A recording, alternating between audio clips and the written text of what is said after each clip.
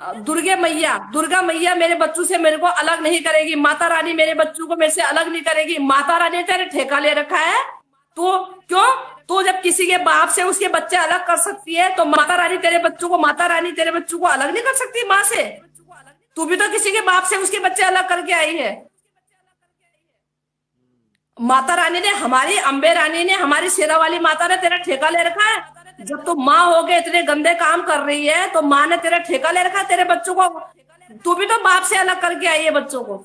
जब तू पाकिस्तान से भाग के आई पूरी मौज मस्ती के ये लप्पू झप्पू झिंगूर एपी सिंह के चक्कर में, तब तूने माता रानी से पूछा था क्या?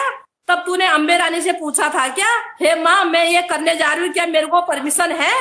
अभी तुम जब मौज मस्ती कर लो, जब तुम्हारे सर पे आने पानी ऊपर होने लग जाए, तो तुम्हें अम्बे रानी याद आती है, तुम्हें राधे कृष्ण याद आते हैं, तुम्हें राम नाम याद आता है। जब गुनाह कर रही थी, जब गुनाह करके पूरे मुंह काला करा तूने, तब तूने अम्बे रानी, राम नाम, श्री कृष्ण भगवान की माला जपी थी कि मैं ये अपराध करने जा रही हूँ करके। झुट्टी साली बकवास औरत। अपने बचाव में अब राम भी और श्याम भी और राधे भी और माँ भगवती भी जो है। अब तेरे को कहती है कोई भी माँ, दुनिया की कोई भी ताकत माँ से बच्चों को अलग नहीं कर सकती। और कहती है कोई भी कानून माँ से बच्चों को अलग नहीं कर सकती। भैया कौन सा कानून बाप से बच्चों को अलग करता है? तेरे लिए एक अलग ही कानून बन रखा है कि बच्चों से माँ से बच्चे अलग नहीं करेगा कानून। भैया कौन सा कानून जो है बच्चों को बाप से अलग करता है? जरा हमें दिखाओ भी अलग से कौन सा कानून तेरे लिए बन रखा है ऐसा कि बाप से तो अलग कर लेगा। एक मर्द एक जो रोटी पत्नी के हाथ से खानी, वो रोटी वो होटल में जाके, ढाबे में जाके खा रहा है बच्चों के चक्कर में है। सोचो आप। और कोई टाइम नहीं, कोई टाइम टेबल नहीं, ना नहाने के, ना धोने के, ना कुछ खाने के, ना आराम के। भाई वो तो जो पैसा दे रहा अपने हिसाब से नचाएगा, अपने हिसाब से काम निकलवाएगा ना। और दूसरी बात क्या है, कह रही है कि जो है वो कोई भी जो है कानून माँ से अलग नहीं कर सकता बच्चों को। और तेरे लिए कौन सा कानून ऐसा बन रखा भैया हमारे भारत देश में जो बाप से अलग कर देगा बच्चों को? मतलब एक बात सुनो, अपराध भी तू कर, उसकी घर जमीन की नीलामी भी तू कर, और कानून भी तेरे पक्ष में ही होगा। वाह जी वाह, ऐसा तो कोई कानून नहीं बना अब तक जो है। तू इतनी बड़ी चहेती नहीं है कानून की। जी हाँ, तो कैसे भरती थी? और ये अगर पाकिस्तान में अब हिंदू आजाद नहीं है, तो तू तो हिंदू वहीं बन गई थी। तू वहां इतना कैसे मौज मस्ती कर रही थी फिर? तू तो कहती मैं वहीं श्री कृष्ण भगवान की पूजा कर रही थी। तो पाकिस्तान सरकार ने, पाकिस्तान के कानून ने तुझे क्यों नहीं रोका? अगर तू कहती कि हिंदुओं पे अत्याचार होता है, तो कहने का मतलब है ना, कईयों को क्या होता है, कईयों को ऐसा होता है ना, फ्रेश खाना जो होता है ना, जैसे साफ सुथरे थाली में लगा के दो, तो वो पसंद नहीं आता उनको। कईयों को होता पत्तल ही चाटने का शौक होता है, तो वहीं तक सीमित रहते हैं। उनको क्या होता है, जब तक वो जूठन नहीं खाएंगे उनका पेट ही नहीं भरता। कई लोगों का आपने देखा होगा, वो उनका शौक हो जाता है, जब तक वो जुट्ठा नहीं खाएंगे तब तक उनका पेट नहीं भरता। ये क्या है कि इसकी परवरिश शुरू से ही गंदी थी। ये इसके अंदर जो लोगों में ब्लड जा रहा है वो बहुत गंदगी वाला ब्लड है। इसकी जो परवरिश थी, इसकी जो एक शिक्षा दी गई है, बहुत गलत उसके हाथों में दी गई है। और ये शुरू से इसकी मानसिकता ये रही, आजादी मौज मस्ती। और प्लस फिर ये हुआ कि गुलाम हैदर का भी बाहर जाना। इसको जो पहले, मैंने एक कहावत आपको पहले ही बोली थी कि पहले मियाँ थे वैसे, फिर ऊपर खाए भांग, ऊपर से इसको और आजादी मिल गई।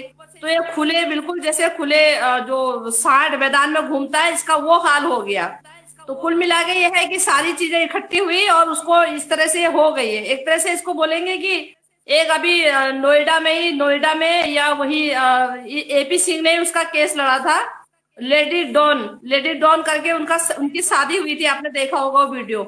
तो ये भी वही लेडी डॉन है, ये भी वही लेडी डॉन कहेंगे इसको भी जो है, ये भी वही लेडी डॉन है। उसकी उस लेडी डॉन के भी आपने नहीं, उस लेडी डॉन के भी आपने चेहरे में कहीं शिकन देखी? कहीं नहीं देखी होगी। तो बस ये इस तरह की जो लेडीज होती है ना, ये कहते रहे, ये अंजाम की परवाह नहीं करती, ये लेडी डॉन ही कहलाएंगी। इन महिलाओं को, ये महिलाएं कोई एक हम जैसी महिलाएं थोड़ी होती हैं, ये लेडी डॉन की काउंट में आती हैं। इन्हीं को लेडी डॉन कहा जाता है, और अलग से नहीं होती। वो मिलते तो बहुत सारे हैं, वो इन्हीं केसों में उसको, वो है ही इसी तरह का ना, उसकी प्रवृत्ति जो है, उसकी मानसिक प्रवृत्ति भी इसी तरह की है जैसे ये इसको केस मिलते हैं। वो ये केस लड़ते इस तरह के केस लड़ते खुद भी ऐसी बन गया है।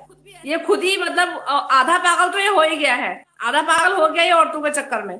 और हमेशा औरतों का ही केस पकड़ेगा, हमेशा औरतों का ही केस पकड़ेगा ये, आपने देखा होगा।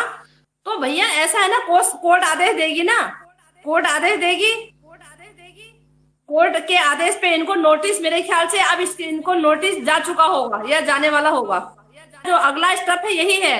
अब जब धाराएं जब धाराएं इन पे जो लग गई हैं, जो धाराएं इन पे जो एकदम वो कर दी गई है, अब इनका अगला जो स्टेप है वो यही है, इनको जो है अरेस्टिंग का होगा, कोर्ट के आदेश होंगे और इनको अरेस्ट मतलब करके लेके आओ, वही जेल डालो। फिर जेल से क्या होगा मैं बताती हूँ आपको। जब ये जेल डाल दिए जाएंगे तो उनके उसके बाद भी इनकी तारीखें लगेंगी अपने हिसाब से ले। और जहां तक हमारी सोच समझ है, वहां अगर देखा जाए तो वो धारा इस केस में सबसे ज्यादा इम्पोर्टेंट थी। उस धारा के अंदर देखिए ना, पहले जो शुरू जो होता है, जब आप दूसरे देश में, कंट्री में कोई मतलब कुछ भी क्राइम करते हैं, तो सब पहला क्राइम तो आपका यही है ना कि जब आप बॉर्डर कैसे एंट्री किए, सबसे बड़ा क्राइम तो वहीं से काउंट होगा आपका। भाई आप एंटर करने के बाद क्राइम कर रहे हैं, वो तो बाद में आ गए। भाई सबसे बड़ा क्राइम तो आपका यही माना जाएगा कि आपने बॉर्डर चोरी से एंट्री कर किया। इस धारा को मैं बताती हूँ आपको, इस धारा को देखो हटाना नहीं चाहिए था। ये धारा तो इस केस की मजबूती है। ये धारा गुलाम हैदर के केस में ये धारा बहुत इंपॉर्टेंट रखती है। ये धारा से केस मजबूत होता है जब आदमी सबसे बड़ा, अगर आप उसकी सारी जो क्राइम है उनको आप इम्पोर्टेंट मान रहे हैं, तो सबसे बड़ा इम्पोर्टेंट और सबसे बड़ा गुनाह तो यही है कि उसने चोरी से बॉर्डर एंटर किया इलीगल तरीके से। सबसे बड़ा धारा में सबसे वन जो पॉइंट है यही है। भैया ऐसा है ना, हमारे अगर हम अपनी सोच से, अगर हम हमारा जहां तक हमारा मत है, हमारा मत तो ये कहता है, और जहां तक हम अपनी जो हमारी एक बोलेंगे कि नजरिया, वो सबसे बड़ा इम्पोर्टेंट क्राइम तो यही है। इसका सबसे नंबर 1 क्राइम है कि बॉर्डर बगैर वीजे के एंटर करना, वो सबसे बड़े क्राइम श्रेणी में आता है मेरे हिसाब से तो।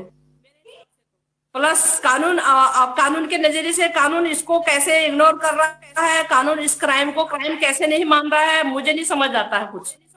यहाँ पे हम भी सोचने पे बेबस। इसकी जमानत तो देखो 10 महीने से जमानत पे तो है ये, 10 महीने से जमानत पे तो है ये। अभी कितना इसको जमानत पे भाई मौज मस्ती के लिए छोड़ोगे, कितना हलवा पूरी खिलाओगे इसे भाई? 10 महीने से हलवा पूरी तो खा रही है ये। अब तब देखो नहीं, और इसके हाथ में कोई फोन नहीं होना चाहिए, कोई सोशल मीडिया का ये प्रयोग नहीं करेगी। तब देखो ये कितनी भक्ति करती है, तब देखो ये कितनी भक्ति करती है बगैर कैमरे के, बगैर सोशल मीडिया के। तब देखो इसकी भक्ति को। कभी भूले भटके से भी दूसरा भी अगर कोई कहेगा ना मेरी फोटो से तेरी इससे अपनी वो बना लो, तेरी फोटो बना लो वीडियो, तो कहेगी नहीं। तब देखे इसे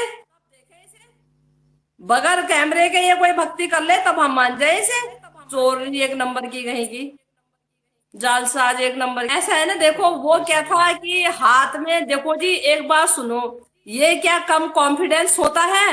पति जो है कमा के पैसे दे रहा है और निडर होके उस कमाई के पैसों से अपने आप मकान सेल कर लिया, ये भी तो कॉन्फिडेंस में ही आता है। तो इसको आजादी यहाँ से नहीं वहीं से थी, ये आजाद पंछी वहीं से थी, यहाँ से नहीं। आजाद चिड़िया वहीं से थी, आजाद आवारा वहीं से थी। नहीं तो भैया एक बात सुनो, कहती है मैं वहीं से हिंदू थी, मांग भरती थी। मांग भरने में कोई ऑब्जेक्शन है क्या? वहाँ पाकिस्तान सरकार क्या रोक लगा रही है? नहीं, पाकिस्तान सरकार क्या मांग भरने में रोक लगा रही है? बेवकूफ पट्टी कहेगी। नहीं, पाकिस्तान के कानून में क्या रोक है कि मांग भरना कानूनन अपराध है क्या? मांग तो कोई भी भर ले, जिसको श्रृंगार करने का शौक है वो कोई भी कर ले।